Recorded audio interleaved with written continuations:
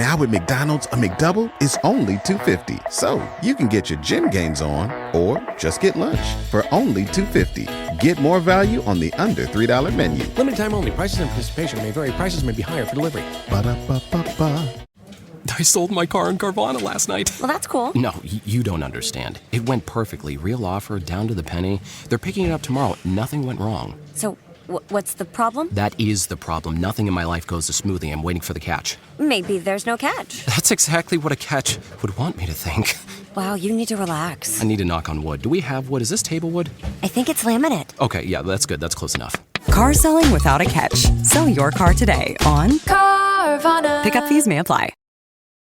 Have you ever looked at a painting and wondered who the person pictured was?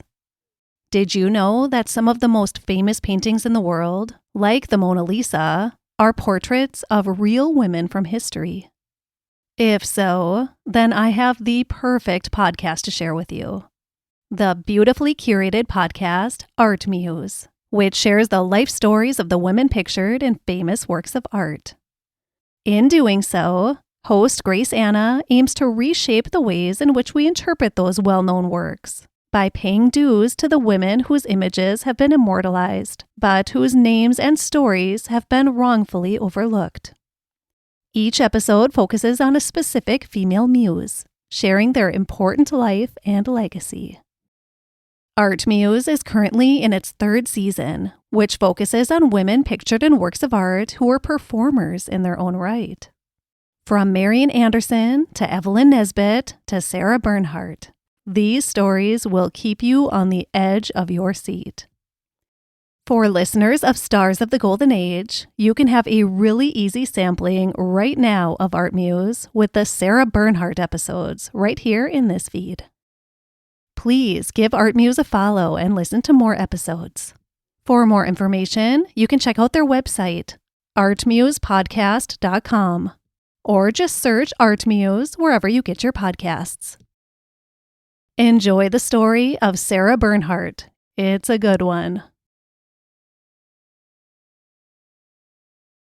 Today's episode contains sensitive topics, such as infant death and suicide. So if you are sensitive to this content, please listen at your own discretion. What is art without the muse? Many of Western art's most famous works are depictions of women. But who were these women? Do they have their own stories to share with the world? Hello and welcome to ArtMuse, a podcast that aims to reshape the ways in which we interpret well-known works of art by paying dues to the women whose images have been immortalized, but whose names and stories have been wrongfully overlooked. While these women's faces are familiar to viewers around the world, their identities have been largely forgotten. Together we will explore the important lives and legacy of the female muse and appreciate these works of art from a new perspective, through the eyes of the women whose image stares back at us. Is the muse in actuality just as, if not more, important than the artists themselves? And I'm your host, Grace Anna. She is today still considered one of the greatest performers to ever grace the stage, and her life off the stage was equally dramatic. She owned a menagerie of wild animals, including lions and alligators, had love affairs with more men than one can count on two hands, and even slept in her own coffin. She kept the world entertained as both an actress and an eccentric, and earned her place in history as one of the most iconic women of the 18th and 19th centuries. Listeners, today I introduce you to the actress, artist, author, and superstar Sarah Bernhardt. Born in 1844 in the Latin Quarter of Paris, Sarah endured a lonely childhood. Her mother, who was only 16 years old when she had Sarah, was a popular courtesan and was too busy climbing the ranks of Paris's demi-monde to properly look after Sarah. And Sarah's father, whose identity still remains a mystery today, was equally absent from her childhood. Instead, Sarah was raised by a hired nurse in Brittany and barely saw her mother for the first few years of her life. In her memoir, Sarah writes of her longing for her mother's love and attention. Eventually, at the age of 7, Sarah was sent to school, first to a boarding school and later to a convent. But when Sarah turned 15, her life was forever changed when one of her mother's clients arranged for Sarah to enter the conservatoire to be trained as an actress. Sarah, who had no prior interest in the theater, quickly fell in love with the world of drama. After her second year at the conservatoire, she was offered the chance to join the Comédie Française, France's leading national theater. Unfortunately, her first stint at the Comédie Française did not end well. She resigned 8 months later after getting into a physical altercation with an older actress. But Sarah did not give up on her dream of becoming a star of the stage. She was soon after offered a position at the Odeon, France's second national theater, and one more geared for younger audiences.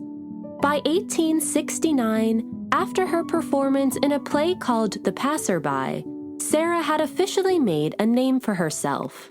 Her success was furthered a few years later when she starred as the Queen of Spain in Victor Hugo's Ruy Blas, a performance that catapulted her into stardom. Sarah went on to have one of the most successful acting careers in all of history.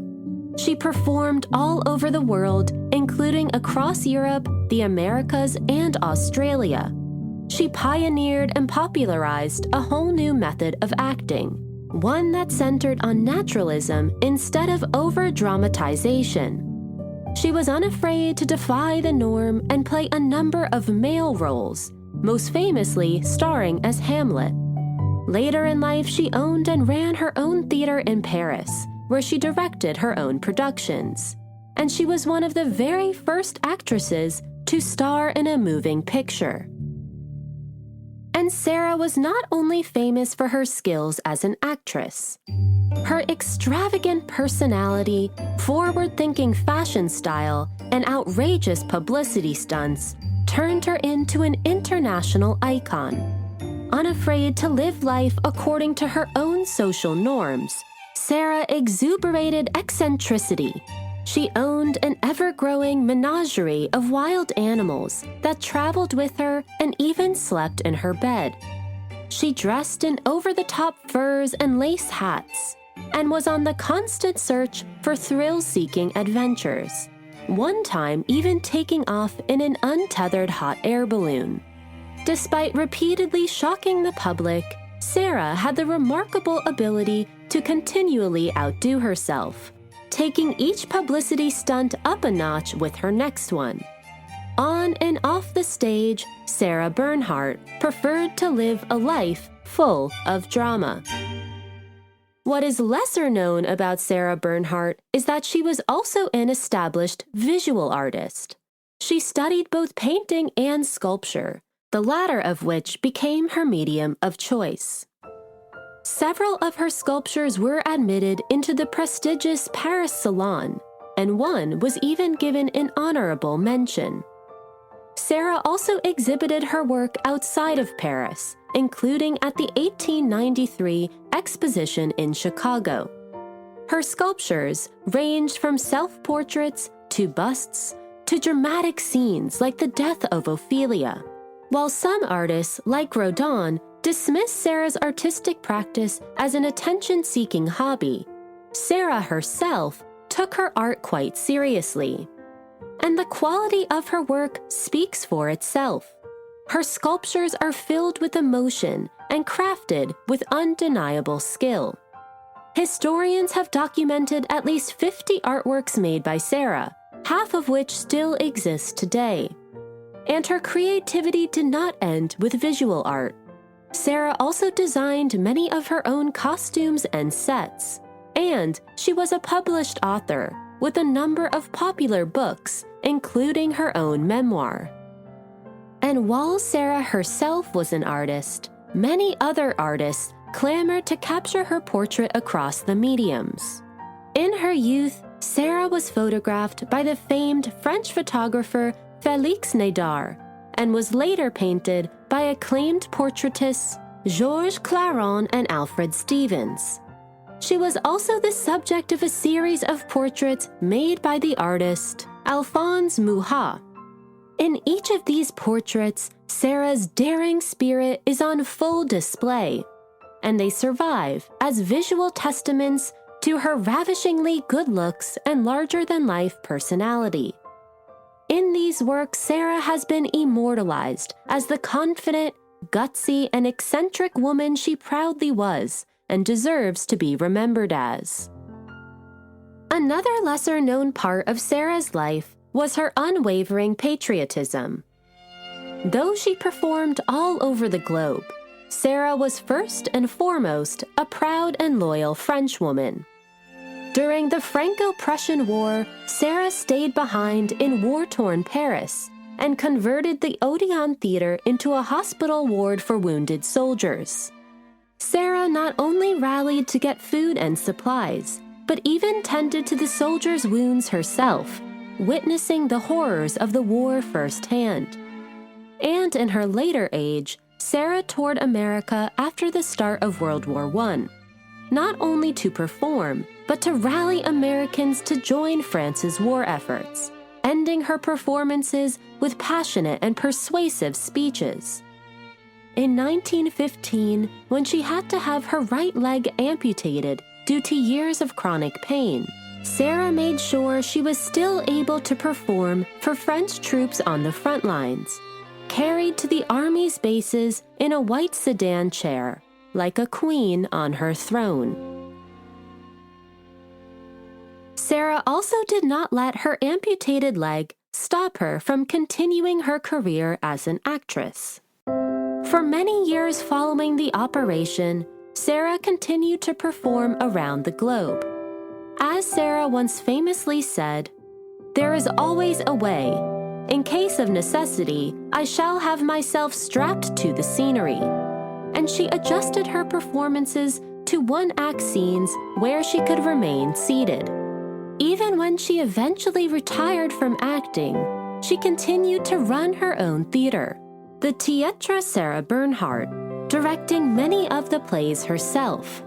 And when she wasn't busy at her theater, Sarah offered acting classes to young students. She also dictated her reflections on acting into a book called The Art of Theater, which was published the year after her death. Though she was such an unstoppable force, Sarah Bernhardt did eventually take her final curtain call and died in 1923 of kidney failure at the age of 78. Today, Sarah Bernhardt is certainly celebrated as an important actress, as dramatic on the stage as she was off. But she equally deserves to be remembered as an artist, author, entrepreneur, visionary, and patriot. In today's episode, we share Sarah's full and complex life story, and in doing so, we hope to further honor Sarah's legacy as an independent and fearless woman who dared to live a life as large and eccentric as her greatest desires, who laughed in the face of adversity and rebelled against societal norms, and whose unique and unconventional spirit left an indelible impact on not just the history of theater, but on the history of all womankind. So with that, let's dive in to the fabulous life story of Sarah Bernhardt. Henriette Rosine Bernard, later Sarah Bernhardt, was born on October 22, 1844, in the Latin Quarter of Paris. Her mother, Judith von Hard, who went by Yule, was born in the Netherlands into a working-class Jewish family. Tragically, Yule's mother died when Yule was just a teenager, and when her father remarried, she and her sister Rosine left the Netherlands for France. We do not know much about Yule's early years in France, but surviving records show that she gave birth to twin girls at the age of 15. Sadly, both girls died in their early infancy, within just a few days of each other. Shortly afterwards, Yule and her sister made their way to Paris, where Yule found work as a seamstress. Soon after settling into the city, Yule quickly discovered that she had become pregnant again. And at the age of 16, she gave birth to another baby girl. This time, her girl would survive, and she would grow up to be Sarah Bernhardt. Yule was particularly beautiful, and now with an infant at hand, she decided to use her looks as a means of survival. Shortly after Sarah's birth, Yule became a courtesan in Paris's notorious demi-monde, the underbelly of Parisian society. Courtesans were the highest rank of sex workers, and Yule soon discovered many of the perks of her new job. She suddenly became connected to wealthy and influential men, who showered her with gifts and offered her their protection. Naturally charming, Yule quickly rose the ranks of the demi-monde and became one of the most sought-after courtesans of her day. In her heyday, her clients included Charles de Morny, Napoleon's half-brother, Baron Larrey, Napoleon's chief of medical staff, as well as many other notable politicians, generals, and bankers. While Yule's success meant that she could now financially support her and Sarah, it also meant that she had little time to take care of an infant, and Sarah hardly saw her mother in these early years. Sarah's early abandonment was one of the many hardships she faced as the daughter of a single mother. Historians today still do not know who Sarah's father was. Many suggest that he was a well-off naval officer named de Morel. Others that he was a law student who briefly lived with Yule around the time of Sarah's birth. Even in Sarah's own memoir, she never discloses her father's name. She does, however, share fantastical tales about her father, that he was as handsome as a god, and often traveled the world on business, tales that most historians have written off as imaginative reinventions, perhaps Sarah's own way of coping with her abandonment. Whoever Sarah's father was, he did not play an active role in Sarah's early life. As author Robert Gottlieb wrote, however a presence her absent father was in Sarah's psyche, Yule's actual presence, when she bothered to be present, was just as powerful. With no time to care for her daughter, Yule sent Sarah away to Brittany to be looked after by a hired nurse. With no other family members able to step in, Sarah was essentially a foster. As Sarah described in her memoir, "My mother's age was 19. I was 3 years old. My two aunts were 17 and 20 years of age. My grandmother was blind and my grandfather dead." And so it was in Brittany, miles away from her mother, that Sarah spent the next few years of her early life. We do not know a ton about Sarah's time in Brittany. There are no surviving letters, and Sarah herself did not seem to remember much detail from these years. We do know that Sarah's mother barely visited her, and we can imagine that the young Sarah deeply longed for her mother's love and attention. What's even more heartbreaking is that Yule's almost complete absence from Sarah's life cannot be fully explained by her busy life as a courtesan. It seemed that Yule resented Sarah from the very start. Perhaps Sarah reminded her of Sarah's father, who had clearly taken off after Sarah's birth.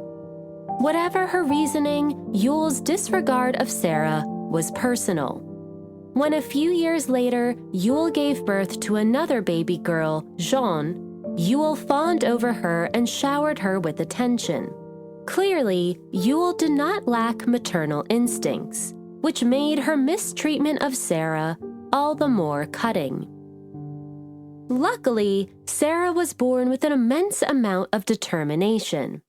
If her mother was not going to pay attention to her on her own, Sarah would do all she could to force her mother to be more present in her life. As described in her memoir, one day in Brittany, Sarah fell face first into a burning fireplace. It's unclear whether this was an accident or an act of rebellion, but Sarah subsequently suffered significant burns. Her injuries were severe enough that her mother was forced to come to Brittany to take care of her. As a result of the incident, her mother decided to move Sarah to Neuilly, a suburb outside of Paris, so that she could be closer to her. Still under the care of a hired nurse, Sarah was now only a few miles away from her mother. Unfortunately, the close distance did not inspire her mother to visit her any more often. We can only imagine Sarah's growing hurt and resentment towards her mother, as her mother continued to be absent from her life. But once again, Sarah took matters into her own hands. As Sarah describes in her memoir, one day by chance, she happened to see her aunt drive by in a carriage. She ran to her aunt and begged her to bring her to Paris, tired of being isolated from her family. Her aunt agreed to return for her the next day, but Sarah feared that this was nothing more than a false promise. As her aunt took off, Sarah ran and flung herself in front of her aunt's carriage, breaking her own arm. Her dramatic act and subsequent injury once again forced her mother to step in, and she finally took Sarah back to Paris to live with her. Historians today question how true this story is, and in fact how true many of the stories Sarah describes in her memoir are. It's quite possible that Sarah conjured up these imaginative tales because they were far less painful than admitting the simple truth that her mother did not seem to care very much about her. Whether Sarah really did fling herself in front of her aunt's carriage or not, it's clear that Sarah's desperation for her mother's love had hit a point of exasperation. As biographer Ruth Brandon wrote, "Certainly, it seemed likely that the central proposition of Sarah's account is true, that physically or metaphorically, she felt her mother was lost to her, and that, physically or metaphorically, she had to jump and break her bones in order to gain her attention."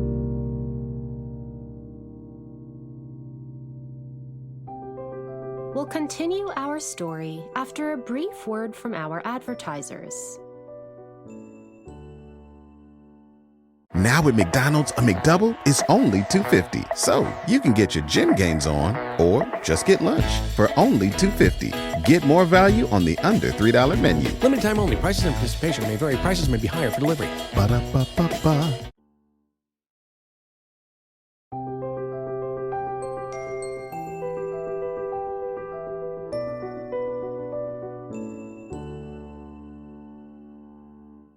Welcome back, listeners. Now let's dive back in.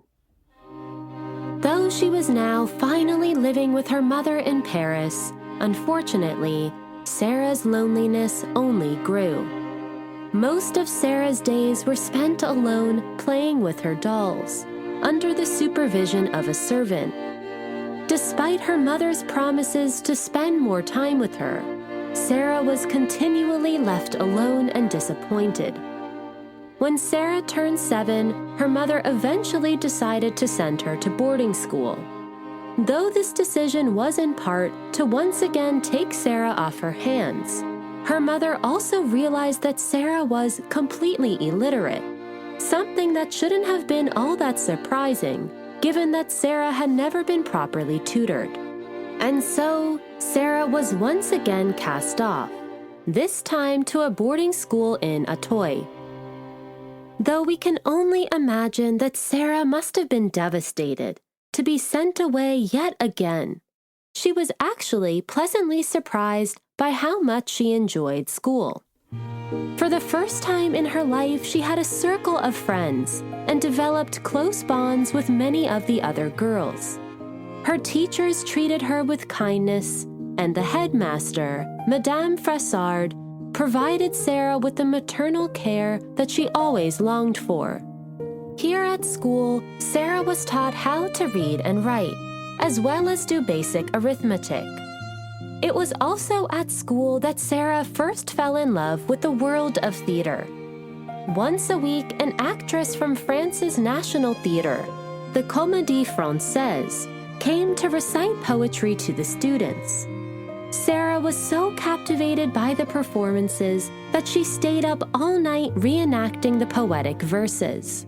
When her school announced that they would put on a play called The Queen of the Fairies, Sarah excitedly jumped on the opportunity to show off her acting skills. She practiced her part day and night, and when the day of the performance arrived, she felt confident and ready. But as Sarah walked out onto the stage, she noticed her mother in the audience. Suddenly, Sarah froze with fear and forgot all of the lines she had practiced. Embarrassed by Sarah's stage fright, her mother stormed out of the theater in a fury. Sarah ran off the stage to chase after her, her eyes welling with tears. Instead of comforting Sarah, her mother whirled around and shouted, "And to think, this is a child of mine," before stomping out of the school's doors. As Sarah later reflected, why had my mother been so cruel, so cold to her daughter? I knew that another baby had been born the year before, and with a child's intuition, I hit upon the right answer. Mother loved the baby more than she loved me, if indeed she loved me at all. Sarah was so distraught over her mother's cruel treatment of her that she became severely ill, needing to spend 4 days in the infirmary to recover. As Sarah continued, "This was not the last time that my mother's chilly behavior towards me threw me into a paroxysm of misery, resulting in illness.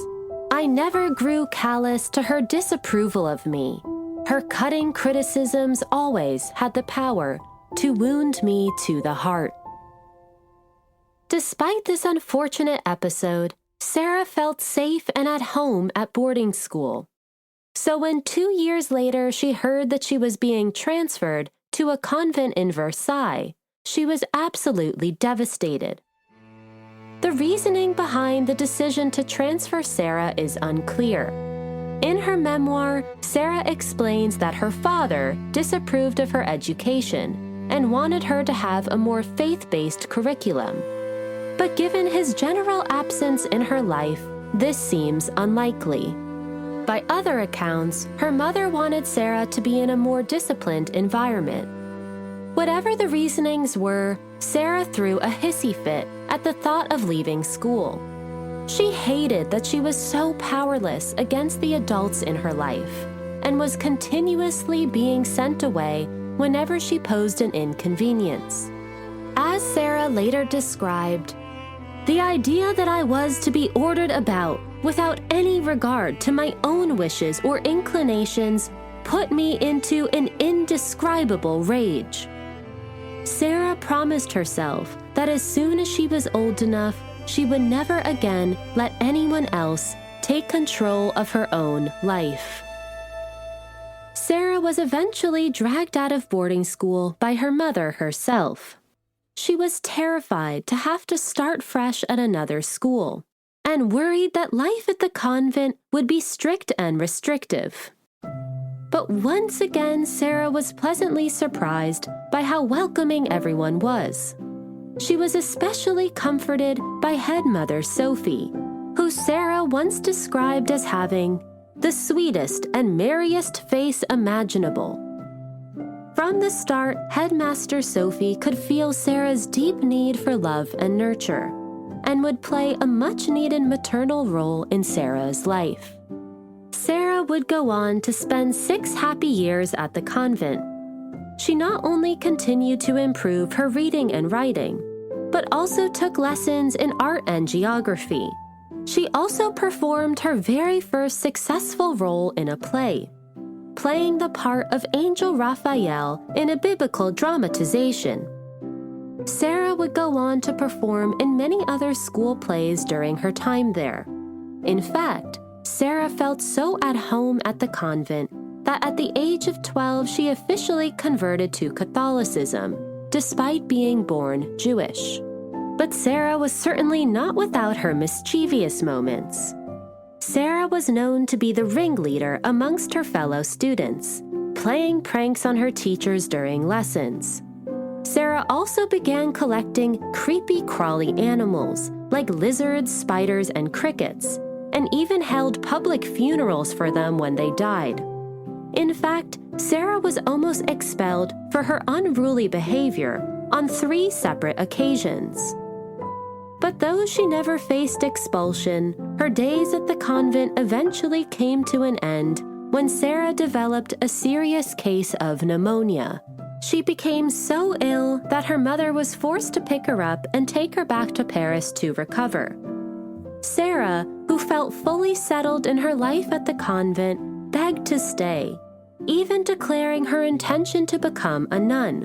Ultimately, no one was too convinced by her proclamations. Even Headmaster Sophie agreed that Sarah had too wild a spirit to become a woman of faith. Though she begrudgingly moved back to Paris with her mother, Sarah cherished her happy years at the convent for the rest of her life. At the age of 15, Sarah was back in Paris with no idea what her future held. Her mother refused to allow her to return to the convent and was instead grooming Sarah to be married off as soon as she was of legal age. But as the illegitimate daughter of a courtesan with Jewish roots, Sarah's mother knew that it would be a challenge to find her a suitable husband. It was also clear that Sarah was not cut out for the life of a courtesan. Not that Sarah had any interest in following in her mother's footsteps. In the meantime, Sarah's mother hired a governess to look after Sarah. Under the governess's supervision, Sarah not only continued her studies, but also enrolled in art classes. In fact, Sarah showed such natural talent as an artist that she won a prize for one of her paintings. Clearly, these early art lessons left a lasting impact on Sarah, as she would go on to continue her own artistic practice into her adulthood. But a few months later, Sarah's life was once again turned upside down. One evening, Sarah was called to the living room to join her mother and one of her clients, the Duc de Morny, who happened to be the half-brother of Napoleon and one of the most influential men in the country. Sarah knew that the purpose of the meeting was to discuss her future, and shuddered at the idea of being married off. But much to her surprise, the Duc de Morny suggested that Sarah be sent to the Conservatoire, a school for performing arts. Before Sarah could ask any questions, the Duc de Morny whisked her off to see a play at the Comédie Française. As Sarah sat in the audience, she felt as if she were watching her future unfold before her eyes. As she wrote, "When the curtain slowly rose, I thought I was going to faint. It was as if the curtain of my future life was being raised. Those columns were to be my palaces. The friezes above were to be my skies, and those boards were to bend under my frail weight. This was the debut of my artistic life." Again, historians have questioned how much of this story is true. One of Sarah's friends, Louis Verneuil, later revealed that the Duc de Morny only suggested that Sarah be sent to the Conservatoire to get her off her mother's hands. It is once again possible that Sarah created another fantastical tale to mask the painful reality of her mother's continued disregard for her. Whatever the exact circumstances around the decision to send Sarah to the conservatoire were, Sarah quickly warmed to the idea. She excitedly began leafing through her school books for famous tragedies and acted out all the different parts in her room. A month later, the Duc de Morny took Sarah to the conservatoire to audition. And out of over 200 candidates, Sarah was one of only 20 to be accepted. Although the judges may have been impressed with Sarah's acting skills, it's far more likely that the Duc de Morny pulled strings to get Sarah in. As the half-brother to the emperor, the Duc de Morny was not short of influential connections. As author Robert Gottlieb described, no one in France would have considered offending the emperor's brother by ignoring such a recommendation. From the moment Morny came up with the idea of Sarah becoming an actress, her acceptance by the conservatoire was a certainty. However Sarah managed to be accepted, she was absolutely thrilled to join the conservatoire. She began training right away, taught by some of the biggest actors of her day, such as Jean-Baptiste Provost and Renier. Sarah not only learned various different acting methods, but had to completely retrain her way of speech. As Sarah described, "I had considerable difficulties to overcome. I inherited from my mother a serious defect in pronunciation, speaking with clenched teeth. To cure me of the habit, the conservatoire teachers gave me little rubber balls, which prevented me from closing my mouth." But as time went on and with continued training, Sarah became more and more confident in her ability as an actress. She recognized within herself a rare and special talent and began dreaming of the big stage.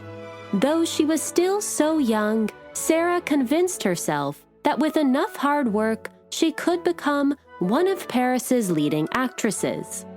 Little did Sarah know that she would one day become the greatest actress the world had ever seen. We'll continue our story after a brief word from our advertisers.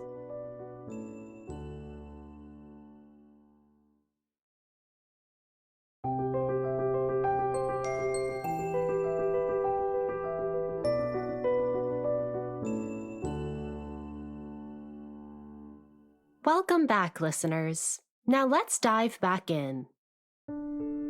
After 2 years at the conservatoire, Sarah was offered a position at the Comédie Française, France's leading national theater. Again, this offer was likely orchestrated by the Duc de Morny, who continued to support Sarah's early acting career. Because she was still considered a minor, Sarah's mother had to sign her contract on her behalf, and Sarah was only given a lowly beginner's salary. But Sarah couldn't care less about the money. This was her big chance to make a splash in the theater world, and she would do all she could to make a name for herself. New actors at the Comédie Française were given 3 debuts to showcase their skills to the public. If audiences responded well to them, they were given a promotion within the company. If these initial performances were not as successful, their careers might be over. Unfortunately, Sarah fell in this later camp, and her high hopes of stardom were quickly crushed. Her first performance took place in September of 1862. Despite all of her training, just before Sarah went on stage, she suffered severe stage fright. Though she managed to get through the play, she gave far from a standout performance. Unfortunately, her second performance went equally unnoticed, and her third and final performance received scathing reviews.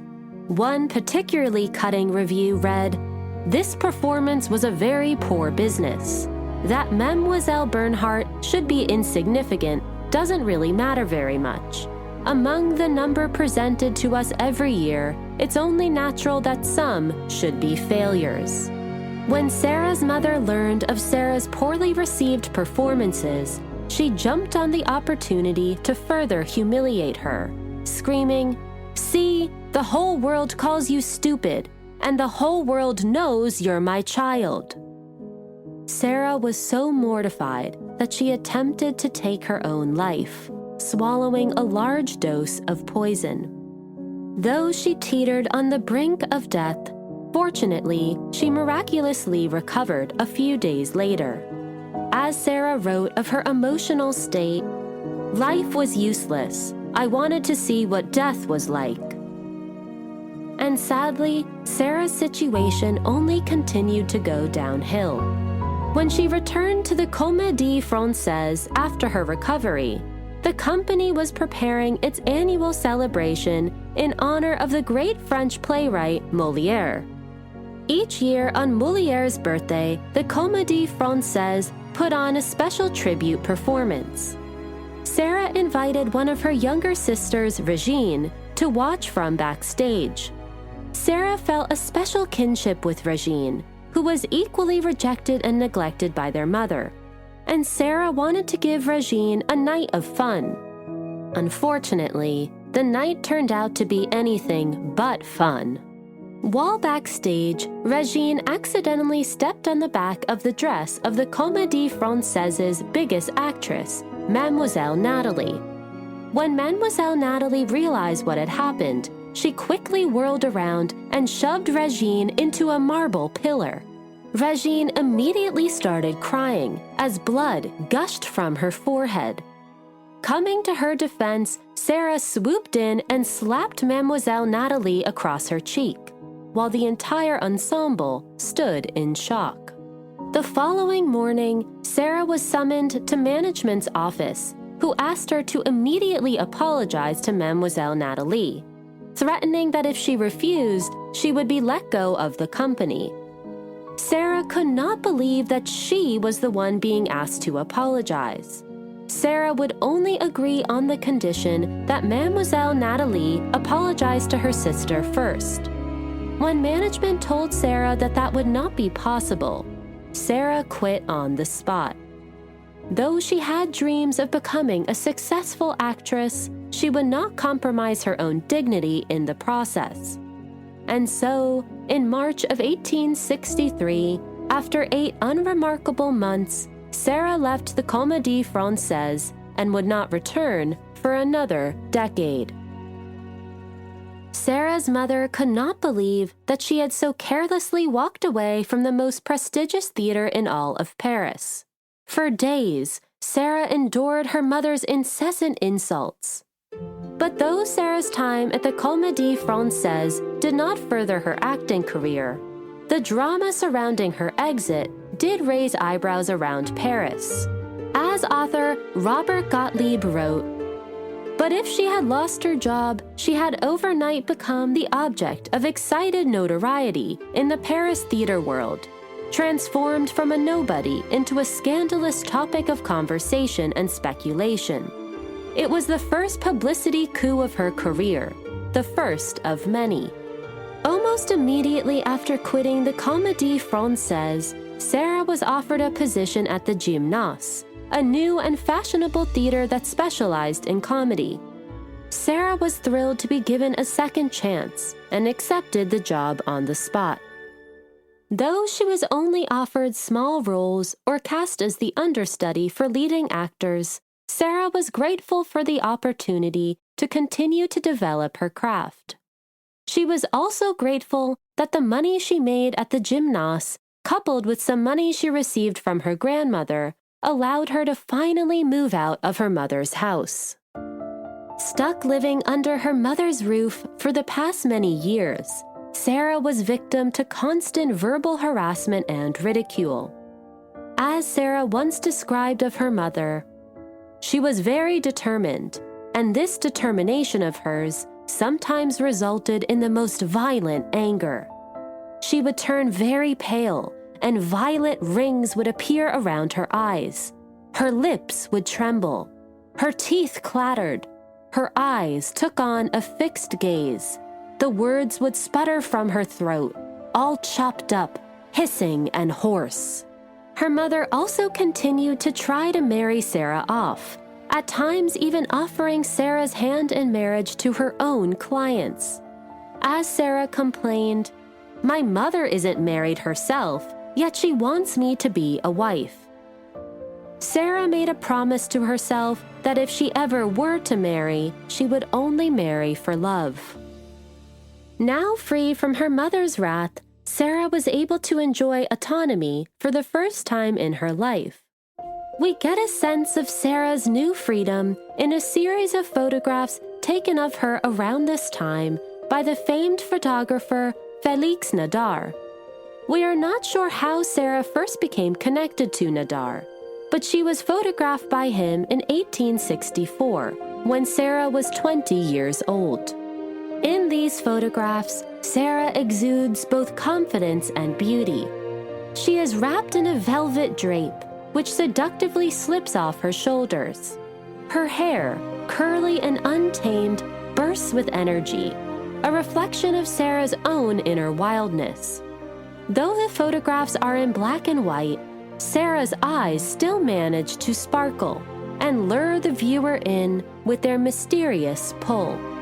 In one photograph, Sarah leans her shoulder on a table, calm, cool, and collected, daring us to move closer. These photographs certainly showcase Sarah's alluring looks and bold personality, present even at such a young age and before her career really took off.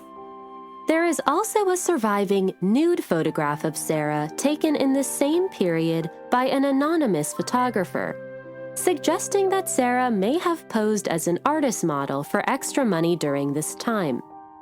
Here, Sarah is once again confident and enigmatic, flirtatiously holding a fan in front of her face.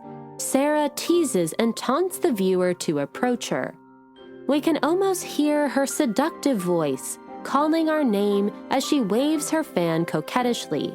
Once again, her curly and buoyant hair pokes through, a testament to Sarah's refusal to conform to societal beauty standards.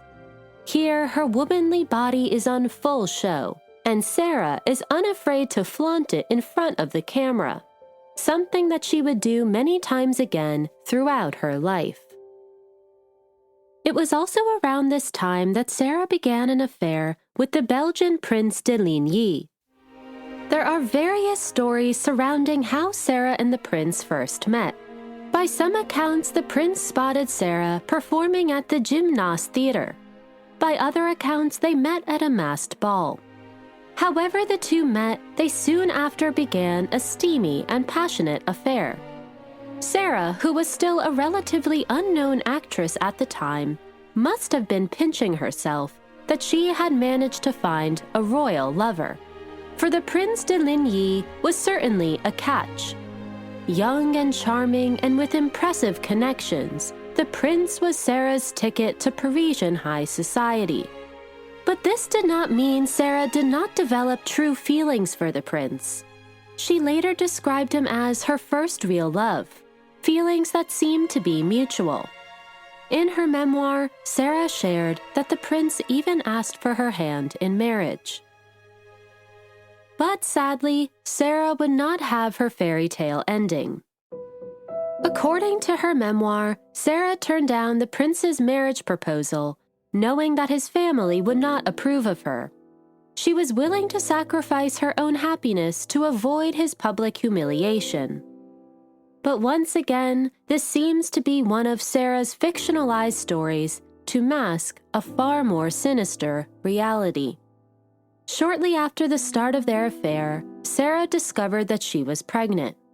When Sarah told the prince that she was with child, he coldly cut things off with her, sending her 50 francs with a note reading, "I know a woman named Bernhardt, but I do not know her child." Sarah understood then that the prince would have nothing to do with her or their child, and that she was on her own. Fortunately, on December 22nd of 1864, Sarah gave birth to a healthy baby boy, whom she named Maurice. As she looked into her baby's eyes, Sarah promised that she would be as doting and devoted to him as possible.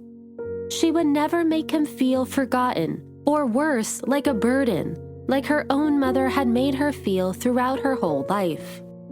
As a friend of Sarah wrote of Sarah's devotion to her son, "Every aim of Sarah's existence was to provide for him while he was young, the shield of respectability she herself had never known." Sadly, Sarah knew that without the prince's backing, she did not make enough on her own to properly support her and her newborn son. She would need to quickly come up with a way to make more money. Not unlike her own mother when Sarah was born, Sarah decided to turn to sex work. Though it pained her to follow in her mother's footsteps, she had little choice but to use her good looks as a means of survival. But never one to follow the norm, Sarah was far from a typical courtesan. Instead, she created a salon for men to gather in her apartment, just as much for community as for sexual pleasure.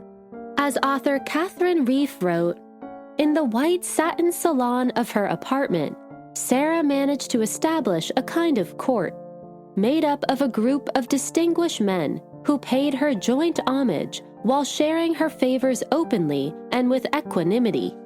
Sarah's sex salon included 8 men in total, all prominent men in their own ways.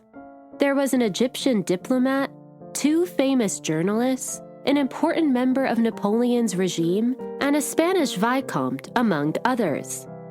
And what might have started as a sex group quickly turned into a community of friends, who would just as happily gather to converse with one another as they were to satiate their sexual desires. Even Sarah herself was taken aback at how close the group of men had become. As Sarah commented, "What's odd is how well they get along. They never quarrel, and they seem to adore one another. I sometimes think that if I were to disappear, my menagerie would go on congregating in my apartment with the greatest pleasure." Yet despite how swimmingly Sarah's menagerie of men got along, Sarah eventually grew restless and began yearning to get back on the stage. She still had never given up on her dreams of one day becoming one of Paris's leading actresses. And as luck would have it, Sarah's golden ticket to stardom was right around the corner. In the spring of 1866, Sarah was introduced to Félix Duquesnel, the new manager of the Odeon, France's second-largest national theater. Duquesnel was looking for fresh talent to add to his roster and breathe new life into the theater. And within just moments of meeting Sarah, Duquesnel knew his prayers had been answered. We actually have Duquesnel's first-hand account of meeting Sarah, a testament to her ability to charm at first sight. As Duquesnel wrote, "There stood the most adorable creature imaginable, Sarah Bernhardt, in all the glory of her youth. She wasn't just pretty, she was more dangerous than that. Our interview was very quick. We understood each other immediately. I felt that I was face to face with a marvelously gifted creature of rare intelligence and limitless energy and willpower, hidden behind her delicate appearance. She was everything that was entrancing and seductive as a woman. Artistry emanated from her entire being. All she needed was to be started off in the right direction and to be exposed to the public." Unsurprisingly, Sarah was offered a contract with the Odeon shortly after her interview. In many ways, her meeting with Duquesnel felt written in the stars. Sarah was hungry for fame and recognition, and Duquesnel was looking for his next star to bring the Odeon to the forefront of Parisian culture. But once again, Sarah's success at the Odeon was not immediate. It took about a year of relatively unremarkable performances for Sarah to have her breakout moment. Finally, in the early months of 1868, Sarah caught the audience's attention with her performance as Zacharie in Racine's Athalie. As Sarah recalled of this initial success, "The first performance was a veritable small triumph for me. Oh, quite a small one, but still full of promise for my future. The public, charmed with the sweetness of my voice, encored the spoken choruses, and I was rewarded by 3 bursts of applause." She gained even more recognition when she performed the part of Anna Danby in Alexandre Dumas' Kean that February. Because of its unconventional programming, the Odeon was particularly popular with young people, especially students of the left bank. Not before long, Sarah became an idol amongst these younger groups, who began calling themselves Sarah Doters. Though she wasn't yet a household name, Sarah had officially gotten her first taste of success. And the following year, Sarah would perform the role that would catapult her into full-fledged stardom. In 1869, Sarah was offered a part in Francois Coppi's 2-character play, The Passerby, about a young lord who, while disguised as a peasant, falls in love with an actress. Sarah was cast as Zanetto, the young lord, the first of many male roles she would play throughout her career. The role of the actress was played by Madame Agar, an older and well-respected theater performer. The Passerby was an instant triumph, and Sarah in particular stood out as the star of the performance. As Catherine Reef wrote, "Sarah shone in this simple play. She was sprightly and charming, and her voice was as clear as a chime." The Passerby turned Sarah into an overnight sensation, and she quickly became the talk of the town. The public clamored to the Odeon to see her perform. In fact, there was such high demand that the Odeon scheduled an unprecedented 150 performances. Sarah continued to find success at the Odeon over the course of the next few years, and her stardom skyrocketed with each passing season. As author Robert Gottlieb wrote, "It was at the Odeon that Sarah came into her own, revealing for the first time her enormous talent and conquering both the critics and the public." After years of failure, Sarah had finally become the star she had always believed she could be. And with her newfound celebrity came many perks and life upgrades. Now making top dollar, Sarah moved her and Maurice into a lavish 7-room apartment in the heart of Paris. She was also able to afford a full household staff, including a maid and a cook, and she had enough space to bring in new pets, 2 large dogs and turtles, who she allowed to roam the apartment freely. But while Sarah was feeling on top of the world, her popularity and notoriety growing at a rapid rate, France was on the brink of war, and life as she knew it would come to a halting stop. In the summer of 1870, while Sarah was vacationing in the south of France, she heard the shocking news that France had declared war on Germany, a war that would later be referred to as the Franco-Prussian War. Instead of fleeing for safety, Sarah immediately rushed back to Paris to offer her help in the war efforts. She wasn't afraid to be in the heart of the action, and she wanted to do all she could to stand with her country. But first, Sarah needed to make sure her son and family were protected from harm. As soon as Sarah arrived in Paris, she arranged for Maurice, her sisters, and mother to travel to Holland, where they could wait out the war in safety. With her family out of danger's way, Sarah could now fully devote herself to aiding the war. Because authorities ordered all theaters to close down at the start of the war, Sarah petitioned for the Odeon to be turned into a hospital for wounded soldiers. As Sarah wrote, "I decided to use my strength and intelligence in tending the wounded." After she received permission from the government to use the Odeon as a makeshift hospital, Sarah cleared the theater's stage, seats, dressing rooms, and lobby to make space for hospital beds and cots. She called upon her wealthy friends to donate supplies and brought in her own personal chef to prepare food for the soldiers. She even accepted a coop of 50 hens, which she kept in her apartment to ration eggs. And Sarah did more than just prepare accommodations. She herself worked as a nurse, bathing soldiers, giving them their medicine, dressing their wounds, and even assisting surgeons with operations and amputations.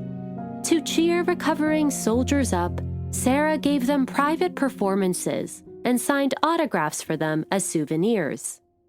As the days went on, it was clear that the hospital was in high demand, and as many as 50 to 100 wounded soldiers arrived on a daily basis. Sarah often worked through many sleepless nights, doing all she could to keep the hospital running. As author Robert Gottlieb eloquently wrote, she herself was exhausted, barely a skeleton, but she had done something big and everyone knew it. She had conceived a plan and executed it with formidable concentration, reaching out to her entire world of the rich and the powerful, and organizing it to help her achieve her goal.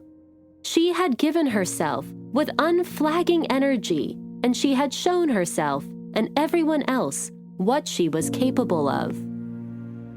There is no denying that Sarah showed an immense amount of bravery, as tending to the wounded was not for the weak-hearted. In the months that she ran the hospital, Sarah witnessed the horrors of warfare firsthand. In her memoir, she described one particularly grueling evening when she came across a pile of soldiers' bodies, all presumably dead. But before she walked away, she heard the haunting screams of one of the men, who was still clinging on to life. As Sarah described, I raised my lantern to look at his face and found that his ear and part of his jaw had been blown off. Great clots of blood, coagulated by the cold, hung from his lower jaw. We can only imagine the gory scenes that Sarah was exposed to on a daily basis, and her continued commitment to the war effort is a testament not only to her unwavering resilience, but to her immense patriotism and deep love for her country and its men. By January of 1871, it was clear that France had lost the war, and the German army began narrowing in on Paris. By the end of the month, the entire city was bombarded with cannon shots. Sarah did her best to keep her patients safe, moving as many wounded soldiers as she could to the Odeon cellar. But her makeshift hospital was eventually forced to shut down. Shortly after, France had no choice but to concede to the German army, and the Franco-Prussian War was officially over. As soon as France signed the peace agreement, Sarah tried to track down her family in Holland, only to learn that they had actually ridden out the war in Hamburg, in the heart of enemy territory. Sarah was appalled and received special permission to travel to Germany to drag her son back to Paris herself. Despite France's defeat, Sarah was awarded a gold medal for her valiant war efforts. She was now not only a respected actress, but a war hero amongst her people. As author Robert Gottlieb wrote, while the war was disastrous for France, it had an extraordinary side effect of turning Sarah into an offstage heroine, the first step in her unlikely transformation from headstrong girl with dubious morals into a national icon. With the end of the war came the slow return to normalcy, including the reopening of France's national theaters. Though deeply traumatized by what she had just witnessed and saddened over France's loss, Sarah knew that she owed it to both her country and herself to return to the stage. But what she would not have known was that on the horizon was fame and fortune beyond her wildest imagination, and that she would skyrocket into a level of stardom that the world had never before seen. I hope you enjoyed part 1 of our 2-part episode on Sarah Bernhardt. We will continue Sarah's story and honor her immense legacy in part 2 of this episode. I have included images, resources, and suggestions for further reading on the ArtMuse website and Instagram. ArtMuse is produced by Kula Production Company.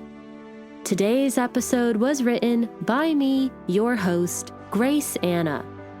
Stay tuned as I continue to share the stories of the women behind some of the world's most important works of art.